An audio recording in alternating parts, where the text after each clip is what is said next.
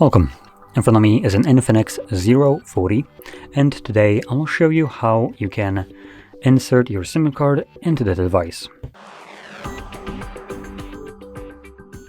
So to get started, you will want to grab a SIM eject tool similar to this one, which will come provided with the device in the box. But if you can't find it, you could also use a paper clip, extend one of the ends, and it should work just as well.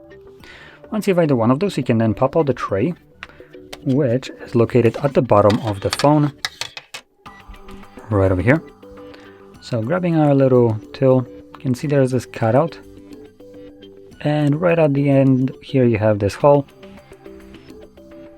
I'm gonna push your pin in, and you can see that the tray pops out just enough for you to just pry it out. On the tray you'll have space for two SIM cards, so you can place one on each side, or you can obviously just use one of those. You don't need to occupy both at the same time. And once you have your card in place, insert it back into the device, which obviously will automatically start working, so it will, at least in my case, prompt me to confirm my SIM card PIN. And there we go. That's all you need to do.